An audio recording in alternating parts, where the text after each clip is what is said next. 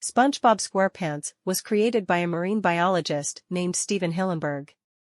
To help teach his students, he first began development of the character in a book called The Intertidal Zone. Bob the Sponge, this character was the lead in the intertidal zone. Bob the Sponge tells readers interesting facts about marine life and creatures who live under the sea. It's hard to sell books to publishers, so decided to take a master's degree in art where he created a short film named Wormholes and played in many film festivals, including the 1992 Ottawa Festival. Steven met Joe Murray, the creator of Rocko's Modern Life, who was so impressed with Hillenburg's work he offered him a job to direct and work on Rocko's Modern Life. While working on Rocko, Hillenburg's colleague Martin Olson read The Intertidal Zone.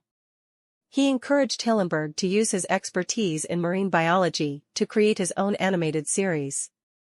Hillenburg had never thought about making his own cartoon before, but he decided to give it a go and wanted to focus the premise of his show on the strangest sea creature he think of, and eventually decided on a sponge. When creating a pitch of the show for Nickelodeon, it was originally called SpongeBoy Ahoy.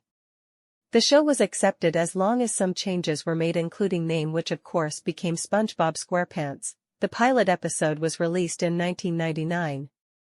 It became one of the most successful animated series of all time and is still being aired today, with new episodes being made after Hillenburg's passing in 2018.